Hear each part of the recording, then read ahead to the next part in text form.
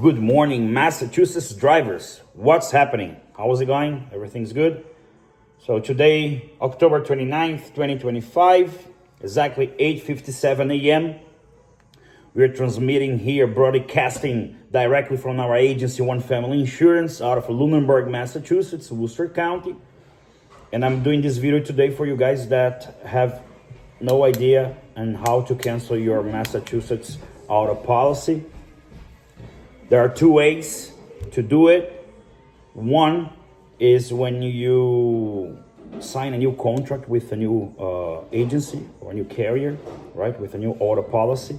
Once you have that new auto policy, the agency or the agent specifically will issue a 2A letter. Here in Massachusetts, we have this form 2A letter that explicitly says your name, driver information, vehicle information, and your older policy information, older agency, if you have one, if you had one, and the new stamp and signature of your new representative, right? The new guy from the new agency, the new insurance agency, or the new carriers per se.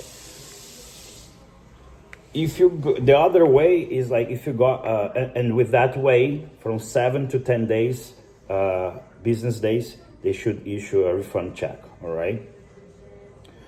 The other way is that if you only have one vehicle on your auto policy and for some reason the vehicle got on, you got rid of it, like you sold it or you got into an accident, so you no longer have that vehicle and you only have one vehicle on your auto policy, so you can go to the DMV with those plates, with those registration, and then you would give them to the DMV, and the DMV would issue a cancellation registration receipt. And with that, you can definitely cancel your auto policy.